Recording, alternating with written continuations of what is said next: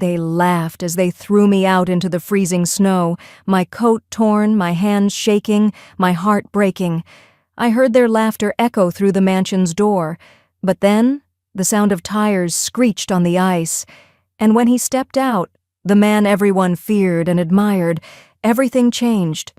If you've ever been mocked, betrayed, or left out in the cold, this story will stay with you.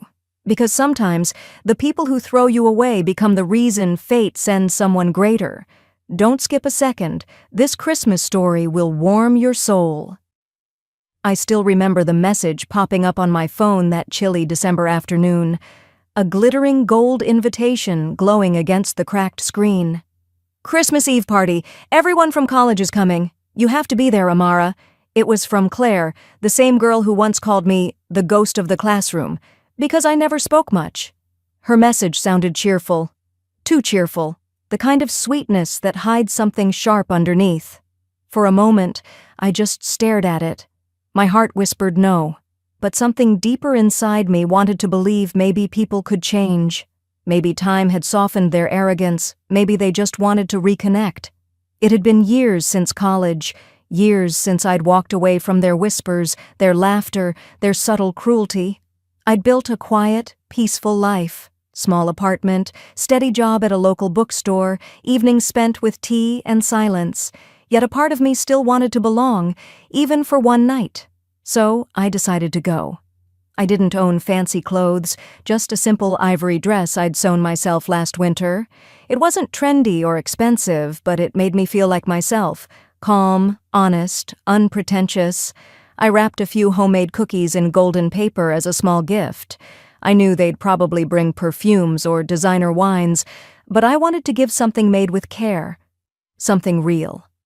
As I got ready, my reflection stared back at me with quiet nerves. I tried to smile, whispering, "It's just a party, Amara. You'll be fine." But deep down, I felt the same tremor I used to feel before walking into the cafeteria, that sense of being watched, judged, measured. Still, I took a deep breath and stepped out into the cold night. The air was crisp, and Christmas lights flickered like distant dreams along the snowy streets. As I reached Claire's mansion, I hesitated. The house looked enormous, glowing in golden light, cars lined up outside like trophies of wealth. I could already hear laughter spilling from the windows, sharp, loud, familiar. I clutched my small gift tighter and forced myself to walk in. The door opened before I could knock.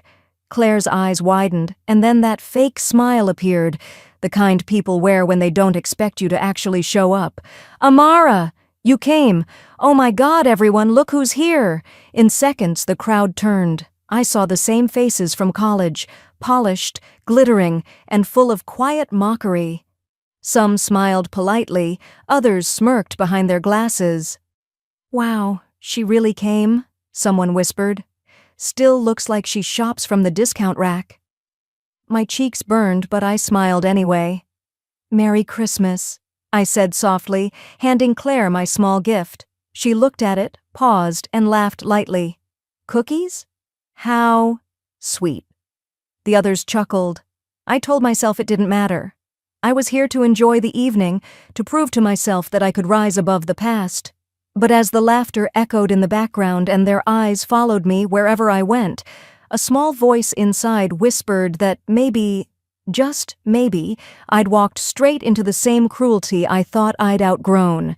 The warmth of the mansion should have felt comforting, but somehow it didn't. Every corner glowed with gold and silver decorations, the scent of cinnamon and wine filling the air. Laughter rippled through the room like music, loud, artificial, and perfectly rehearsed. I stood near the doorway for a moment, clutching my small purse, trying to steady my breathing. Claire swept toward me in her sparkling red gown, the kind that shimmered like it was made to blind you. Her perfume lingered long after she passed, suffocatingly sweet. "Come in, Amara. Don't just stand there like a statue," she said with a laugh that was too sharp to be friendly. "Everyone, this is Amara. Remember her?" The quiet one who always sat in the back row. A few familiar faces turned toward me. Jacob, who used to borrow my notes without a thank you. Melissa, who once called me the Invisible Girl. And Ryan, the one who made jokes about my thrift store shoes. They all smiled as if they were happy to see me, but their eyes told another story. I forced a smile, pretending not to notice. "It's nice to see everyone again," I murmured, but no one really heard me. They were too busy showing off their designer coats, their luxury watches, their vacations in Europe.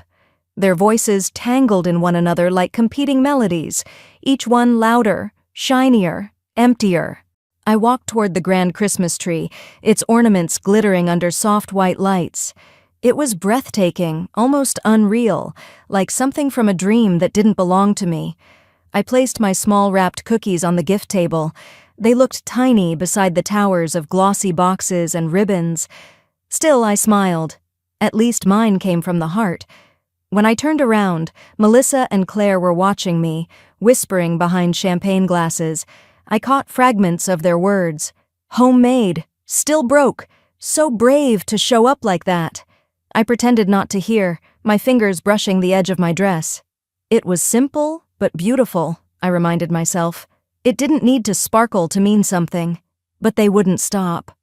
"Come on, Amara," Claire called, waving me toward the group gathered near the fireplace. "We were just talking about success. You know, who's made it big and who's still figuring things out." The tone in her voice was sugar dipped in venom. I sat quietly as they went around the circle, each bragging about their careers, cars, and houses. When it was my turn, I said gently, "I work at a bookstore now. It's peaceful. I like its silence." Then a laugh, small at first, then louder. "That's adorable," Ryan said, smirking. "You really stuck to that simple life thing, huh?"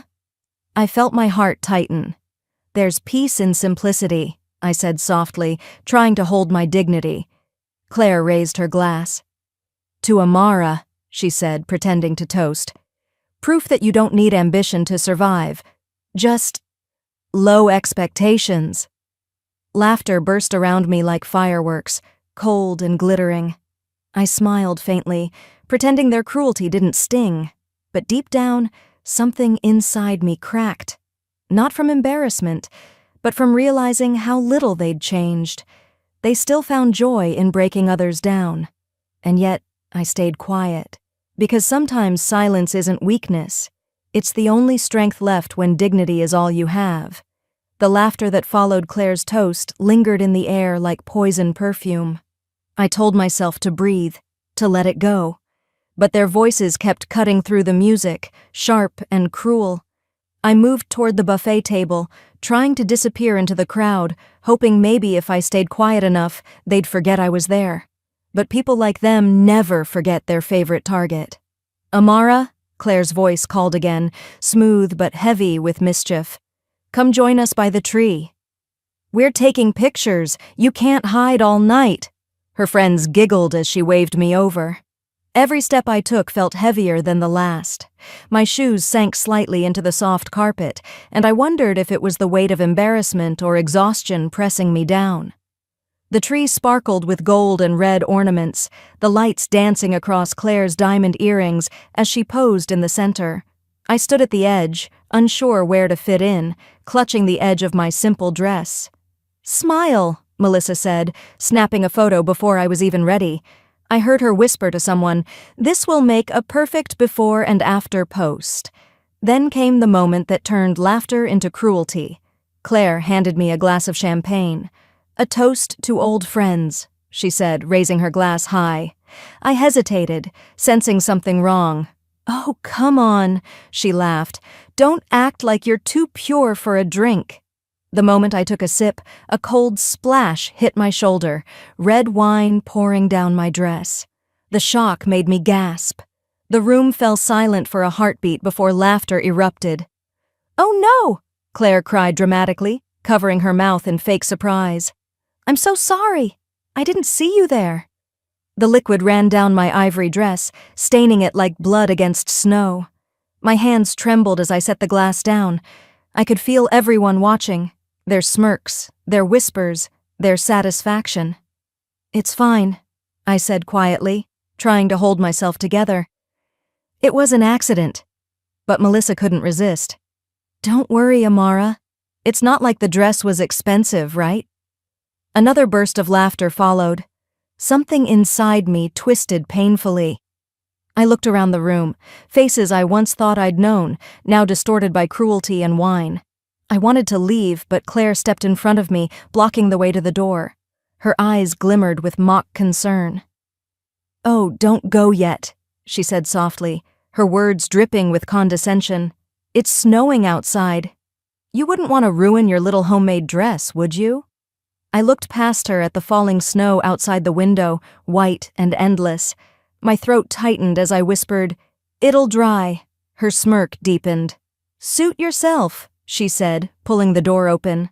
The blast of icy wind hit my face like a slap. "Maybe the cold will help you remember your place." Their laughter echoed behind me as I stepped out into the snow.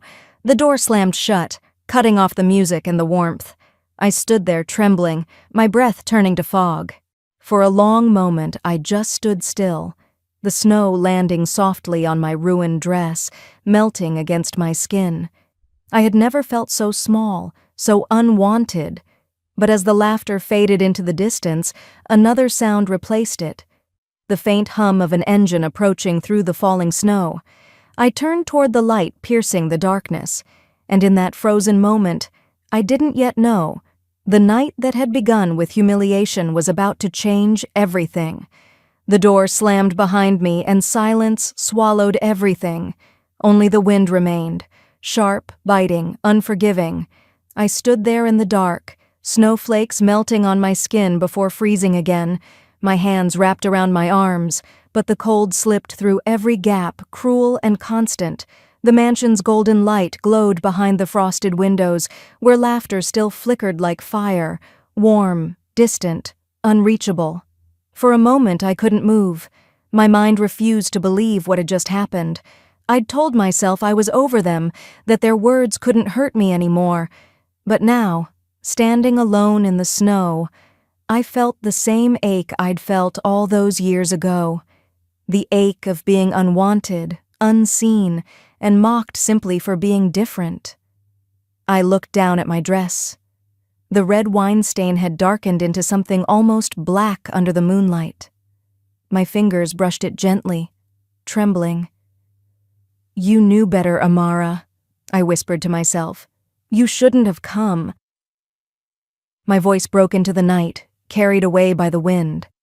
I took a few slow steps down the long driveway, my shoes crunching through the ice. The wind howled louder, pushing against me as if the world itself wanted me gone. My breath came out in clouds, small ghosts disappearing into the air. I could still hear faint laughter from inside, muffled but sharp enough to sting. They were still celebrating, still amused by the cruelty they called fun. I reached the edge of the property and stopped. The world was so quiet out here, just snow and darkness, endless and cold. My tears froze before they could fall. I closed my eyes, remembering my mother's voice from long ago. "No one can take your kindness, Amara, not even cruelty." For the first time in years, I wished she was still here to remind me that goodness still mattered. The snow grew heavier, blanketing the ground until I could hardly see the path. My fingers ached, my lips trembled. I hugged myself tighter, whispering a prayer to no one in particular. Not for revenge, not for pity, just for warmth. "Please, let this night end." And then, I heard it. A low hum cutting through the storm, headlights in the distance, a black car gliding slowly down the snowy road, tires crunching against the ice. My heart pounded, fear, confusion, hope, I couldn't tell which. The car stopped a few feet away, and the door opened. A tall figure stepped out, his breath visible in the freezing air. He wore a long gray coat, his presence commanding yet calm. The world seemed to quiet around him, as if even the storm paused to look. I didn't recognize him at first, but when his eyes met mine, kind, steady, full of recognition, something in me stirred. "Amara?" he said, his voice deep but gentle. "Is that really you?" I froze. My heart raced, because I did know that voice, faint, distant, buried in memory. The man took a slow step forward, concern etched on his face. "You shouldn't be out here," he said softly, taking off his coat and wrapping it around my shoulders before I could protest. The warmth hit me like sunlight, and just like that, the girl they had thrown into the cold was no longer alone. The warmth of his coat settled over my trembling shoulders like a miracle. For a moment, I couldn't even speak. My lips were numb, my mind spinning between disbelief and recognition. The man standing before me wasn't just anyone. As the light from the mansion spilled faintly across the snow, I saw his face clearly for the first time. Andrew Lawson, the billionaire entrepreneur whose name filled magazines and news headlines, a man the world called untouchable. But in that instant, he didn't look like a billionaire. He just looked familiar. He studied my face with disbelief. "You don't remember me, do you?" he asked quietly. His voice carried that same softness I'd heard once before, years ago, on another winter night, and then it hit me. A memory like the sudden warmth of fire after a long freeze. Years ago, a stranger had knocked on my cabin door during a blizzard, half frozen, desperate for help. Everyone else had ignored the stranded man on the icy road, but I had let him in, fed him soup, given him my blanket, and told him stories to keep him awake until morning. When he left, he had pressed a thank you note into my hand and whispered, "Someday I'll repay your kindness." Now, standing here in the same freezing snow, that stranger was before me again, no longer the man I'd once saved, but the man everyone else dreamed of meeting. My voice trembled. "You were that traveler," he smiled faintly, "and you were the girl who saved me." For a heartbeat, the cold vanished. The sound of the wind faded as something gentler filled the space between us.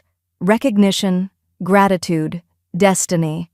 But then, his expression darkened as his eyes drifted toward the mansion behind me. "Who did this to you?" he asked, his voice turning sharp, commanding. I hesitated, shaking my head. "It doesn't matter. I just want to leave." He took a step closer. "No, Amara. It does matter." There was steel in his tone now, the kind that made people listen. He glanced at the golden windows, where faint silhouettes still laughed and danced. His jaw tightened. "No one treats another person like this. Not tonight, not ever." Before I could stop him, Andrew took my hand and started walking toward the mansion. My pulse raced as the snow crunched beneath our steps. "Andrew, please," I whispered, my voice small against the roaring storm. "They'll just—" He looked back at me, eyes burning with resolve. "They'll what? Mock you again?" "Not tonight." The front door burst open as he pushed it wide. The room fell silent. The laughter stopped mid-air as the guests turned, faces pale, eyes wide. I watched Claire freeze in place, her champagne glass trembling in her hand. Andrew's voice carried through the room like thunder. "Who thought it was funny to throw her out into the cold?" No one answered. The music stopped completely. Even the fires seemed to crackle more quietly. Claire stammered, "It was just a joke, Mr. Lawson. We didn't mean—" "A joke?" he repeated coldly. "You humiliated a woman for your amusement. You left her to freeze outside, and on Christmas Eve." His words sliced through the air, calm but devastating. "Tell me, does cruelty make you feel powerful?" The color drained from Claire's face. Melissa looked down, fidgeting with her bracelet. Ryan tried to laugh it off, but Andrew's stare silenced him instantly. I stood behind him, stunned. The same people who had laughed at me moments ago now stood speechless, exposed. And as the storm raged outside, for the first time that night, I felt something shift. Not in them, but in me. Because the man they once idolized was standing beside the woman they'd thrown away. The room that once echoed with laughter was now thick with silence. I could hear only the faint crackle of the fireplace and the sound of my own heartbeat. Andrew's presence filled the space like a storm that no one dared to face. His calm, steady gaze moved from one guilty face to another, and everywhere his eyes landed, arrogance vanished. Claire tried to recover first, forcing a smile that trembled at the edges. "Mr. Lawson, I think you've misunderstood. It was just playful teasing. We didn't mean to offend anyone." Andrew stepped closer, his voice low but powerful. "Teasing? You locked someone outside in freezing weather. That's not teasing. That's cruelty." He glanced toward me, his tone softening for a moment. "You don't humiliate kindness. You don't mock grace." Then his eyes turned cold again as he looked back at them. "And you certainly don't call it entertainment." Ryan tried to laugh, but it came out shaky. "We were just having fun, man. It's Christmas." Andrew cut him off, his tone sharp as ice. "Christmas is supposed to remind us of compassion, not cruelty. But I guess people like you only celebrate yourselves." No one spoke after that. Their laughter, the same sound that had once filled this room, now felt small, pathetic, meaningless. Claire's eyes darted toward me, as if hoping I'd step in and defend her. But I didn't. I stood still, the same quiet girl they had mocked all night, except now, silence wasn't weakness. It was justice. Andrew turned toward the grand staircase, his voice commanding the entire room. "You all built your success on pride and appearances, but tonight you've shown who you really are. And I don't invest in arrogance." Gasps rippled through the crowd. One of the men whispered, "Invest?" And realization dawned. Andrew's company had been sponsoring a major project many of them were part of. They knew what his words meant. One public statement from him could ruin their reputations overnight. Claire's face drained of color. "Please," she stammered, "we didn't know she was—" He cut her off again. "You didn't need to know who she was to treat her with decency. But now you will." He turned to me, his voice softening, his hand gesturing toward me with quiet pride. "This woman once saved my life when she had nothing. She offered warmth to a stranger while the world shut its doors. She taught me the meaning of humanity. And tonight she reminded me again." The guests exchanged looks of disbelief. Melissa whispered, "You mean her?" As if kindness itself was impossible to imagine coming from someone they had deemed beneath them. Andrew smiled faintly. "Her name is Amara," he said firmly, "and starting tomorrow she'll be co-director of my foundation for youth and women's empowerment." I froze, my eyes widened, my lips parting in disbelief. "Andrew, He looked at me gently. "You've earned it, Amara. The world needs more people like you, people who give without expecting anything in return." The room was silent again, but this time it wasn't from arrogance. It was from shame. Claire's perfect posture wilted, her voice barely a whisper. "We didn't know."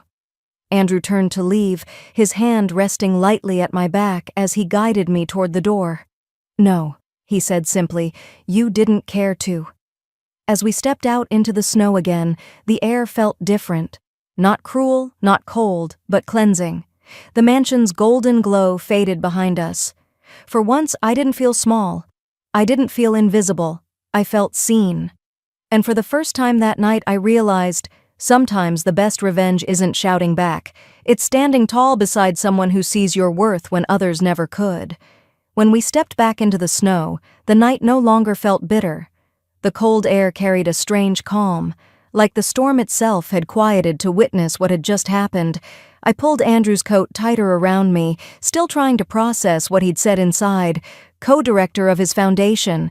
The words echoed in my mind like a dream too wild to believe. He opened the car door for me, but I hesitated, glancing back at the glowing mansion. Through the frosted windows, I could still see them, Claire, Melissa, Ryan, standing frozen where we'd left them. Their laughter was gone now, replaced by silence and shame. For years, they'd made me feel like nothing, but now they were the ones who had to look inward and face what they'd become. Andrew followed my gaze. "They'll remember this night," he said quietly, his breath fogging in the cold. "Maybe they'll finally learn something from it." I turned to him, my voice barely above a whisper. "I never wanted revenge. I just wanted to be treated like I mattered." He smiled softly, the kind of smile that reached the eyes. "And that's why you're different, Amara. You didn't let their cruelty make you cruel. That's the kind of strength money can't buy. As we drove away, the snow fell heavier, but the world outside looked softer, almost beautiful. I watched the city lights blur through the window, each one glowing like a small miracle against the dark. My hands, still trembling, rested in my lap as I tried to find words. "Why did you do that for me?" I asked. Andrew kept his eyes on the road, his tone calm but full of something deeper. "Because you once did it for me. When no one else would open their door, you did, with nothing to gain. That night changed me. I built everything I have now remembering that kindness." His words sank into me slowly, warming places that had felt frozen for years. For so long I'd believed kindness was invisible, that people like me were meant to be forgotten, but tonight proved something else.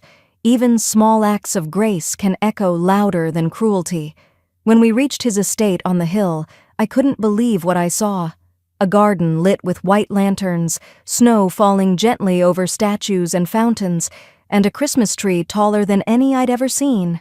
It was peaceful, not loud or showy like Claire's mansion, but warm, alive. He turned to me before stepping out of the car. "You deserve to celebrate somewhere you're valued," he said softly. "Come inside." For the first time that night, I smiled, not out of politeness, but from genuine peace. I followed him into the golden light, leaving behind the laughter that once haunted me. Inside, the fire burned gently, and soft carols played in the distance. Andrew poured 2 cups of hot cocoa and handed me one. "To new beginnings," he said. I raised my cup, my heart lighter than I'd ever known. "To kindness," I whispered back. And as we sat by the fire, the storm outside faded into quiet. A reminder that even the coldest nights can end in warmth if someone believes you deserve it. The next morning, sunlight streamed through the tall windows of Andrew's home, turning the snow outside into a sheet of gold. I woke wrapped in a soft blanket near the fireplace, the scent of pine and cinnamon filling the air. For the first time in years, I felt peace, not the fragile kind that hides behind silence, but the deep kind that comes when the world finally sees you for who you are. Andrew was already awake, standing by the window, phone in hand. When he noticed me stirring, he smiled. "Good morning, Amara. The world seems to be talking about you." I frowned slightly. "About me?" He nodded, handing me his phone. On the screen were headlines: "Quiet girl stood up to cruelty, praised by billionaire for kindness. Woman who once saved a stranger becomes co-director of his foundation." My picture, from the charity's new announcement, was everywhere. My heart raced as I read the comments flooding in, messages from strangers, women saying my story gave them courage, men apologizing for the times they'd mocked someone quiet. I couldn't stop the tears that gathered in my eyes. Andrew placed a gentle hand on my shoulder. "People needed this reminder," he said. "That decency still matters. That compassion still wins." I smiled through the tears. All I did was survive the night. He shook his head. "No, Amara. You didn't just survive. You transformed it." The following week, we attended the Foundation's Christmas Gala together. The grand hall glittered under chandeliers, but this time, the applause wasn't hollow. It was filled with sincerity. When Andrew introduced me on stage, I felt every eye watching, not with ridicule, but respect. He took the microphone and said, "Last Christmas, I thought wealth meant comfort. But this woman taught me wealth is measured in how much warmth you can give." Then he handed the mic to me. For a moment I froze, the quiet girl who used to fear her own voice. Then I took a deep breath. "Kindness," I said softly, "isn't weakness. It's strength. It's what remains when cruelty fades and power fails. If you've ever been mocked for being gentle, remember, even snowflakes can shape mountains." The hall fell silent before the applause rose, long and thunderous, and in that moment, I didn't see the faces of those who had hurt me. I saw faces that understood, that maybe kindness wasn't invisible anymore. Later that night, as we stepped outside, the snow began to fall again. Soft, quiet, endless. Andrew stood beside me, hands in his coat pockets, eyes on the sky. "Funny, isn't it?" he said with a smile. "The same snow that once froze us now feels beautiful." I looked up too, the snow landing on my hair like little blessings. "Because now," I whispered, "we're not alone in it." He smiled and slipped his hand into mine, the warmth of his touch steady and real. We stood there under the falling snow, two souls who had met once in the cold, now standing in the light that kindness had built, and as the Christmas bells rang softly in the distance, I realized something profound. Sometimes the most broken night becomes the beginning of everything beautiful. If this story touched your heart, share it with someone who's ever been left out in the cold, because even one act of kindness can rewrite a life. Don't forget to like, share, and subscribe for more stories that prove true warmth comes not from riches, but from the heart.